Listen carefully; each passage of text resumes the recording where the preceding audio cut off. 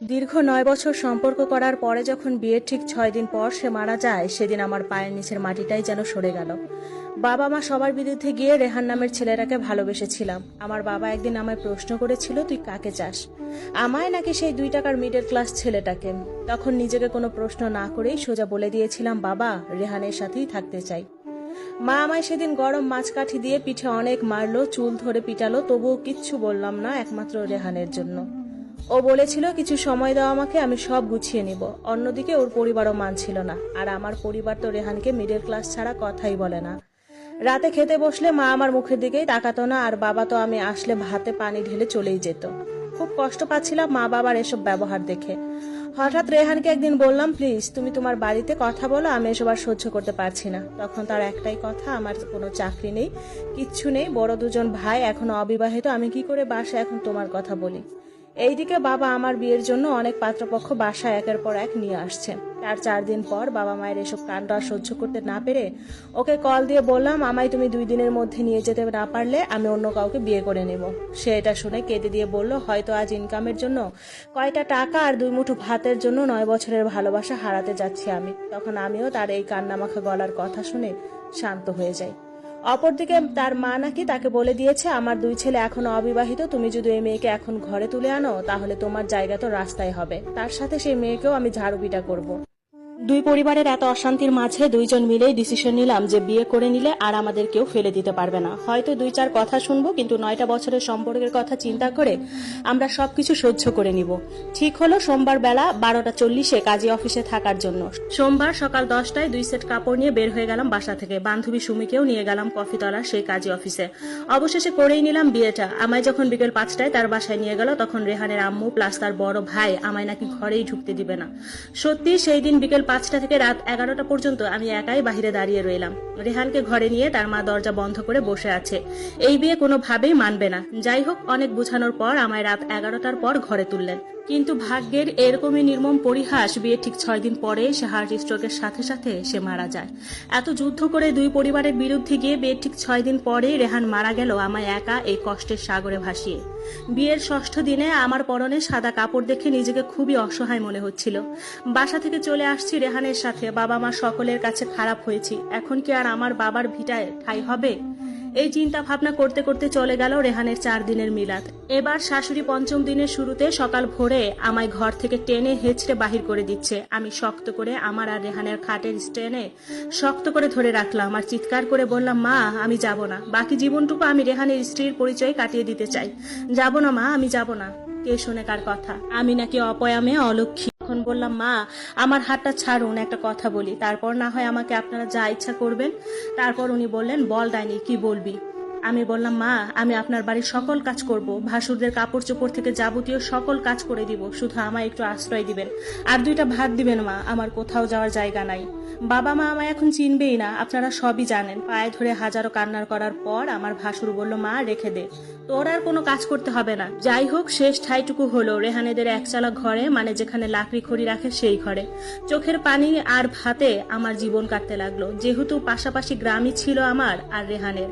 বাবা মা নিশ্চয়ই সবকিছুই জেনেছে যে রেহান মারা গেছে, তবুও 15টা দিন কেটে গেল, একটা সেকেন্ডের জন্য আমায় ফোন করে খবর নিল না। ভোর 6টা থেকে আমার কাজ করা শুরু হতো, বিকেল 5টায় গিয়ে হাফ প্লেট ভাত পেতাম, তাও মাছ ছাড়া, শুধু তরকারি দিত। অথচ আমি নিজ হাতে মাছ গোস্ত রান্না করতাম। কখনো বলার সাহস পেতাম না যে আমায় মাছ কেন দেন না, বা গোস্ত রান্না করেও আমার প্লেটে ডাল আর মরিচ পেঁয়াজ দেন কেন। অর্ধেক রাত আমার কান্নায় কান্নায় কেটে যেত। একদিন রাতে ঘুমের মধ্যেই আমার ঘরের দরজা খোলার শব্দ শুনতে পাই। রাত 12টায় কোনো ভাইয়ের বউয়ের ঘরে একটা উপযুক্ত ভাসুরের আগমন সঠিক কোনো উদ্দেশ্য হতে পারে না। আমিও দেখতে চাইলাম ভাই ঠিক কি করতে এসেছে, ঘুমের ভাব করেই সজাগ ছিলাম। আমার ঘরে এসে ভিতর থেকে দরজা লাগিয়ে দিচ্ছে, তারপর হঠাৎ আমার বুকে একটা হাত দেয়। আমি আর ভাব করে থাকতে পারলাম না, বললাম, ভাইজান, এ কি করছেন? আমি মাকে সব বলে দিব। এটা বলার পরেও উনি আমায় জোর করে শোয়াতে চাইলেন, কিন্তু আমি অনেক জোরাজোরি করে দৌড় দিয়ে মার রুমে চলে আসি। মাকে সব বলার পরেও উনি বলল, এটা আমার কাছে বলছ, সারা গেছে, কিন্তু আর একটা প্রাণীর কাছেও বলবি না, শুনলে সেদিনই তোর এই বাড়িতে শেষ দিন হবে।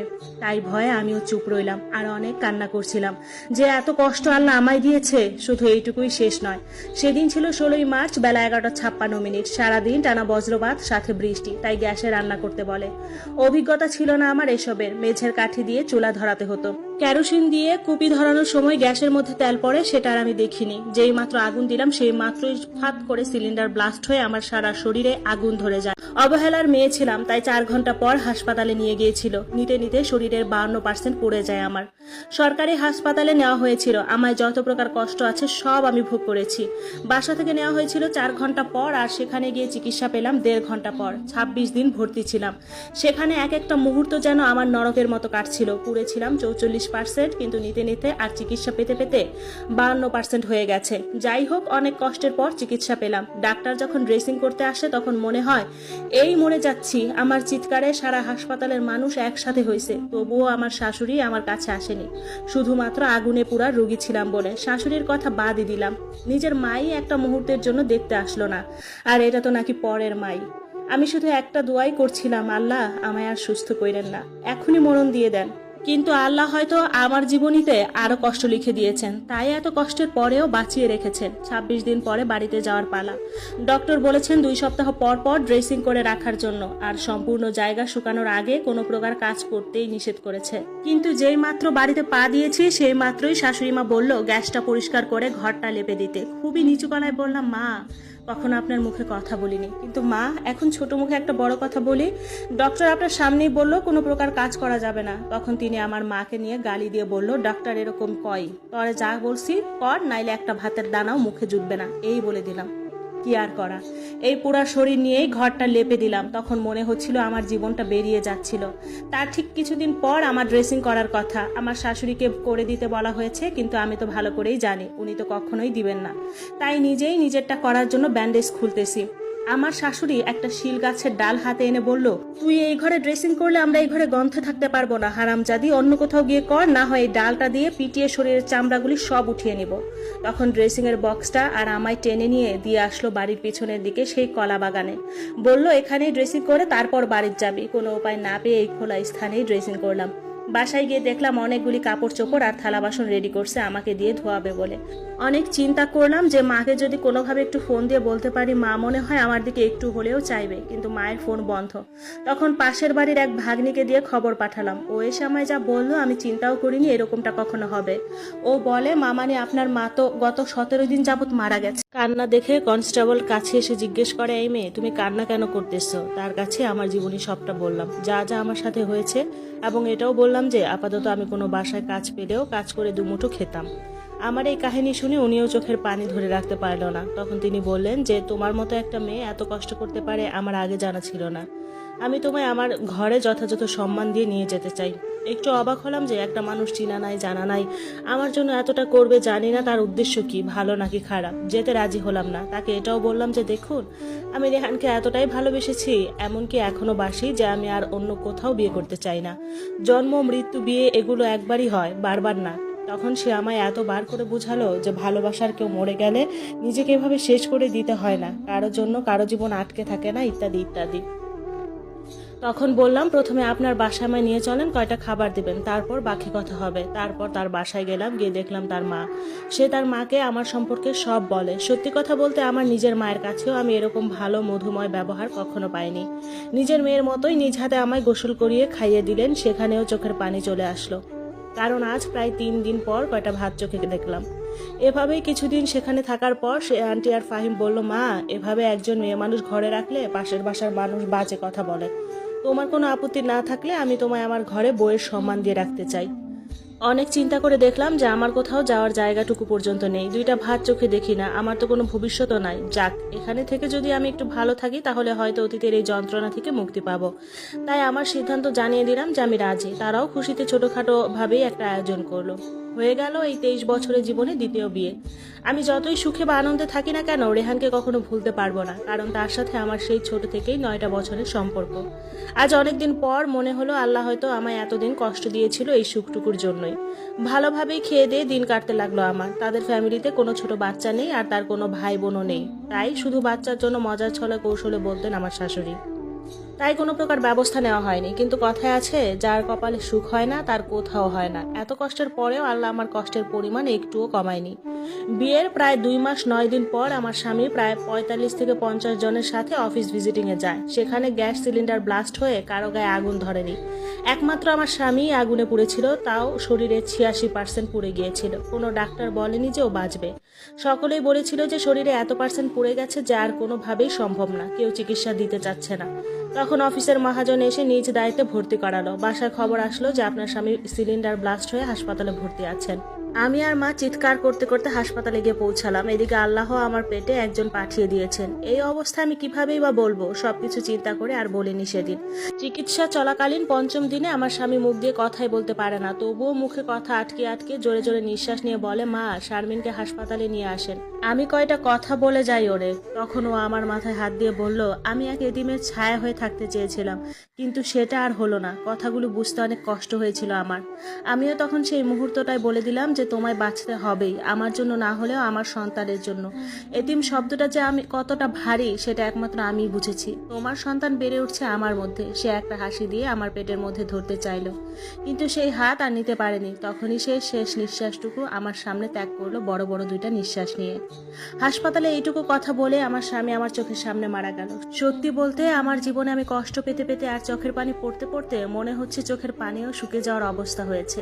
বার্ন ইউনিট থেকে নামিয়ে দিচ্ছে সাদা কাপড় দিয়ে ঢেকে আমার সামনে দিয়ে। এতটাই আঘাত পেয়েছিলাম যে পাথরের মতো কঠিন হয়ে গিয়েছিলাম। সেদিন বিকেলে অ্যাম্বুলেন্সে করে তার দেশের বাড়িতে নেওয়া হচ্ছে তাকে দাফন করার জন্য। তার লাশের পাশে আমি আর মা বসা ছিলাম। মা তো কান্না করতে করতে কয়েক মিনিট পরেই জ্ঞান হারাচ্ছে, আর আমি শুধুই তার মুখটার দিকে তাকিয়ে তাকিয়ে ভাবছি, আমি আবার রেহানের মতো আরেক মায়ের বুক খালি করে দিলাম না তো? আমি যেখানে যাই সেখানে এরকম হচ্ছে, তবে কি আমি আসলেই অলক্ষী হয়ে জন্মেছি? মনে হচ্ছে রাস্তা আর শেষ হচ্ছে না। শরীর এমনভাবে ক্ষতবিক্ষত হয়েছিল যে শেষ গোসলটাও তার ভাগ্যে ছিল না। শরীরের উপর ঢেকে দেওয়া কাপড়টা পর্যন্ত ভিজে ভিজে পানি পড়ছিল।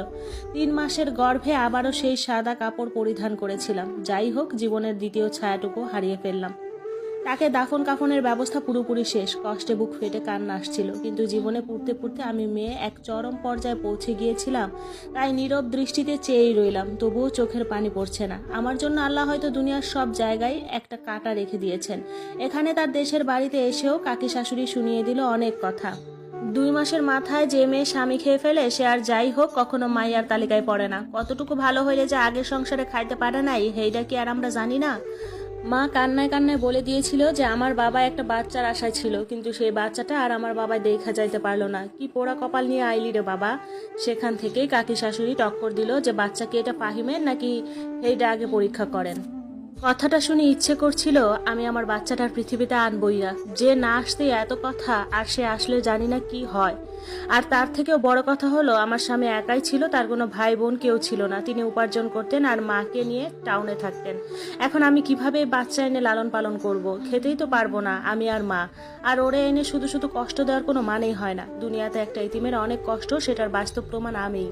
তাই এখান থেকে সমস্ত কাজকর্ম সেরে টাউনে রওনা দিলাম আমি আর মা। বাসায় গিয়ে মাকে বুঝিয়ে বললাম, মা আপনি হুকুম দিলে আমি আমার 3 মাসের বাচ্চাটা আর দুনিয়াতে আনবো না। আপনি আর আমি এখন খেতে পারবো না, তার মাঝে আমি কিভাবে এখন এটা করি? কিন্তু সেদিন আরেকবারের মতো বুঝলাম যে কিছু কিছু শাশুড়ি শুধু স্বামীর মাই না, নিজের মাও হয়। আমায় ধরে কান্না করে দিয়ে বলে, মা এই কথাটা তুই কিভাবে বললি? আজ আমার পোলার সাথে অনেক বছরের সংসার হলে কখনো এটা বলতে পারতি না। অঝর কান্নায় আমায় জড়িয়ে ধরে বলল, আমি কাল থেকে রাস্তায় ভিক্ষা করতে যাব, গ্রামে গ্রামে যাব, তবুও আমার নাতি নাতনির সাথে এরকমটা হতে দিব না। আমি 2টা কম খামু, কম পড়মু। আল্লাহ আমাদের যেমনে বাঁচায় ওরেও তেমনেই বাঁচাইবো। ঘরে যা ছিল তা দিয়ে 7-8 দিন চলে গেল। 7 দিনের মাথায় একটা কল আসলো ফোনে, আপনি কি ফাহিমের স্ত্রী? আজ দুপুর 2টায় ফাহিমের অফিসে দেখা করবেন। তখন আমি আর মা মিলে ঠিক করলাম আমরা মহিলা মানুষ একা একা যাওয়ার থেকে সাথে আরেকজন নেওয়াই ভালো হবে। তখন তার সবচেয়ে কাছের বন্ধু রাকিবকে নিয়ে গেলাম আমাদের সাথে তার অফিসে। তখন মহাজন এবং তার ম্যানেজার বলল, ফাহিম আমাদের অফিসের ভিজিটে গিয়ে গ্যাস ব্লাস্ট হয়ে মারা গেছে শুনেছি। ও 2 মাস আগে বিয়ে করেছিল। ওর কোনো সন্তান যদি এসে থাকে বা তার স্ত্রীর পোষণের জন্য অফিস কর্তৃক কিছু ক্যাশ দিবে, আমরা কার অ্যাকাউন্টে দিব সেটা। তখন রাকিব বলল, সারা জীবন ফাহিমের আপদে বিপদে আমি রাকিব দৌড়ায় আসছি। ভাবি আপনি চাইলে আমার অ্যাকাউন্টে দিতে পারেন। আপনার অ্যাকাউন্ট নতুন করে খুলতে গেলে অনেক কাগজপত্র লাগবে, এগুলোর জন্য কোথায় কোথায় যাবেন আবার। আমিও এত কিছু বুঝিনি আর মাও বুঝেনি। তাই আমরাও বলে দিলাম রাকিবের অ্যাকাউন্টে দিতে। ওনারা বলল টাকাটা 2 দিনের মধ্যে পৌঁছে যাবে, 6 লক্ষ টাকা অন্য অ্যাকাউন্টে ট্রান্সফার করে দেওয়া হলে আর আমাদের হাতে কিছু থাকবে না। এখনো সঠিক করে বলেন কোথায় দিলে টাকাটা আপনি প্রতি মাসে পাবেন। আমি বললাম রাকিবের অ্যাকাউন্টেই দিবেন, কোনো সমস্যা হবে না। ঠিক কথা মতোই তারপরের দিনই 6 লাখ টাকা রাকিবের অ্যাকাউন্টে চলে আসলো। আমি আর মা আমার সন্তানের আশায় টাকাটা চাইলাম না, ভেবেছিলাম ডেলিভারির সময় টাকা লাগবে এবং তার একটা খরচ আছে, তাকে বড় করব, পড়াশোনা করাবো, অনেক চিন্তা ভাবনা। এই 7টা মাস খুব কষ্টে দিন কাটালাম আমি আর মা। কি খেয়েছি কি পড়েছি নিজেও জানি না, শুধুমাত্র পেটের সওয়ালটার দিকে তাকিয়ে। মাসে একদিনও মাছ জুটতো না, বেশিরভাগ সময় ডাল আর আলু ভাজি। যাই হোক, অনেক কষ্টে কষ্টে কেটে গেল বাকি 7টা মাস। ডেলিভারির ডেট দিয়েছিল 14 এপ্রিল। 10 এপ্রিল রাকিবকে ফোন দেওয়া হলে রাকিবের মোবাইল বন্ধ, সারাদিন মোবাইল বন্ধ। পাশের বাড়ির ফিতরা টাকা দিয়ে মা রাকিবের বাসায় গিয়ে শুনে সে এখান থেকে প্রায় 5-6 মাস আগে বাসা চেঞ্জ করে গেছে। কোথায় গেছে এটা কেউ জানে না। মা তখন টাকার চিন্তায় নিজেই নিজের বুকে থাপড়াচ্ছে যে এত কষ্ট করে এই কয়টা মাস কাটালাম, নাতির ডেলিভারি এবং নাতির সব খরচ এই টাকায় হবে। এখন রাকিবের কোনো খবর নাই। সেখান থেকে চোখের জল মুছতে মুছতে বাসায় ফিরে আসলো মা দরজার কাছে এসে চোখ মুছতেছে আর কান্না করতেছে। তখন আমি বুঝে ফেলেছি যে আর কিছু না, মা হয়তো টাকা আনতে পারেনি। তখন মাকে কিছু জিজ্ঞেস না করেই সাহস দেওয়ার জন্য বললাম, মা কিচ্ছু হবে না, আপনি কান্না করেন না। যার কেউ নেই তার আল্লাহ আছে, আমাদের উপর আল্লাহ আছে, আমরা টাকা জোগাড় নিব। মা কাপড় দিয়ে চোখ মুছে আর বলে, এই 3-4 দিনে আমি এত টাকা কোথা থেকে জোগাবো মা? তখন মাকে বললাম, মা আমরা আগে ডক্টর কাছে যাই, তারপর ওনারা ঠিক করবেন সিজার করতে হবে নাকি আল্লাহর রহমতে নর্মালই হবে। মা বলে, আমি একবার আমগো গ্রামে যাই, দেখি কারো কাছে কয়টা টাকা পাই কিনা। আমি নিষেধ করলাম, মা যেতে হবে না। 13 এপ্রিল সকাল 11টার দিকে পেটে প্রচন্ড ব্যথা হচ্ছে। মাও বুঝতে পেরে যায়। মা দৌড়ায় নিচে গিয়ে গাড়ি নিয়ে এসে আমাকে হাসপাতালে নিয়ে যায়। আল্লাহ হয়তো আমাদের দিকে আর চাইলো না। ডাক্তার বলে নর্মাল আশা করলে বাচ্চা কিংবা মায়ের রিস্ক আছে, সিজার করলে আমরা চেষ্টা করে দেখব দুইজনকে কিভাবে রাখা যায়। তখন আমার শাশুড়ি ডাক্তারের পায়ে ধরে কান্না করে বলে, বাবা আমার এই দুনিয়ায় কেউই নাই, তোমরা আমার সর্বহারা কইরো না বাবা, তোমরা সিজারেই নাও, দরকার হলে বাবা আমি হাসপাতালে 5 বছর আয়ের কাজ করে শোধ করাম বাবা। পাষাণ ডাক্তার মুখের উপর বলে দিল, এখানে কারো উপরে দয়ার কাজ হয় না, আমাদেরও সংসার টাকা জমা করেন তাহলে এই রোগী ধরবো। মা হাত পায়ে ধরে বলে, বাবা আপনার যেভাবে ভালো হয় সেভাবে করেন, আমি আজকের মধ্যে টাকা জমা দিব। গ্রামে গিয়ে শেষ সম্বলটুকু লাগিয়ে 65,000 টাকা আনলেন। ছোট একটা বাড়ি বন্ধক রেখে টাকাটা আনতে আনতে বেশ কিছু সময় লেগে গেল, প্রায় শেষ বেলায়। মা এসে দেখে আমি হাসপাতালের বারান্দায় বসে বসে মা মা বলে কান্না করতেছি। টাকা জমা দেওয়ার পরপরই আমার ইউনিটে নেওয়া হলো, আর ওনারা বললো যে উনি মনে হয় আগে একবার আগুনে পুড়ে গিয়েছিল। তখন ওনার নাড়গুলি কালচে দাগ লেগে গিয়েছিল, আর সেই নাড়ের সাথে প্যাচ লেগে বাচ্চা মারা যায় পেটেই, যার জন্য ওনার প্রচন্ড ব্যথা হচ্ছিল। আমার শাশুড়ি এক চিৎকার দিয়ে অজ্ঞান হয়ে গেল। পাশের ইউনিটের 2জন মহিলা মাকে তুলে মাথায় তেল পানি দিয়ে একটু সুস্থ করলে আমার কাছে যেতে চায়। আমার জ্ঞান ফিরলে মায়ের কান্নার শব্দ শুনে আমিও চিৎকার দিলাম মা বলে। তখন 2জন জড়িয়ে ধরে অনেক কান্নার পর বাড়িতে যাওয়ার পালা। মায়ের কোলে তারা আমার ছোট্ট বাচ্চাকে তুলে দিল। জানি না কেন জানি চেহারা ও সারা শরীর নীলচে হয়ে গিয়েছিল। মায়ের কোলে আমার ছেলের মৃত শরীরটা দেখে মনে হচ্ছিল পৃথিবীর সবচেয়ে অভাগা আমি। পেটে সেলাইয়ের জন্য জোর গলায় কাঁদতেও পারছি না। যাই হোক, হাসপাতালে সকল বিল মিটিয়ে দেওয়ার পর মায়ের কাছে অবশিষ্ট যা ছিল তা দিয়ে আমার ছেলের দাফন করে হাসপাতালের পাশেই 700 টাকা দিয়ে তাকে মাটি চাপা দেওয়া হয়। কষ্টের আর সীমা নেই আমার এই জীবনে। কান্না কাটিয়ে বেশ কিছুদিন কেটে যাওয়ার পর মা বলে, বাড়িটা বন্ধক রেখে টাকা এনেছিলাম সেটা তো আর ছোটানো সম্ভব না, সেটার আশা ছেড়ে দিয়েছি মা। এখন আমি আর তুমি কয়টা খেয়ে বাঁচতে পারলেই হয়। এদিকে আমার সেলাই না শুকাতে বাসা থেকেও নামতে পারছি না। নিজের মাও এইটুকু করে না। আমার শাশুড়ি আমার জন্য যা করেছিল, 2টা ভাত জোগানোর জন্য মা প্রায় 2.5 মাস মানুষের বাসায় বাসায় গিয়ে কাজ করেছিল। এই বয়সে বাসায় বাসায় গিয়ে কাজ করাটা কত কষ্টে সেটা আমি বুঝেছিলাম। আমি যখন সুস্থ হয়ে উঠি তখন মাকে বললাম, মা আপনার আর যেতে হবে না, এখন থেকে আমিই কাজে যাব। মা আমায় কাজে যেতে দিতে চাইলো না। আমি অনেক জোর করে বের হলাম। এভাবে প্রায় 3-4 মাস বাসায় বাসায় গিয়ে কাজ করতে হয়েছিল আমায় 2 মুঠো ভাতের জন্য। পরে একদিন হঠাৎ চিন্তা করলাম যে ফাহিমের মহাজনের সাথে একবার দেখা করি আমি আর মা গিয়ে। তখন ফাহিমের অফিসে গিয়ে সবটা বললাম যে স্যার ঠিক এমনই হয়েছিল আমাদের সাথে। এখন আপনার যদি দয়া হয় তাহলে আমায় যে কোনো ছোটখাটো একটা কাজ হলেও দেন, যাতে আমি আর মা কোনো রকমে জীবনটা কাটাতে পারি। বলার পরপরই স্যার আমায় একটা সুতা কোম্পানিতে একজন কর্মচারী হিসেবে যোগ করে দেয়। মাস শেষে প্রায় 8-10 হাজারে আমি আর মা খেয়ে দিয়ে দিন কাটাচ্ছি।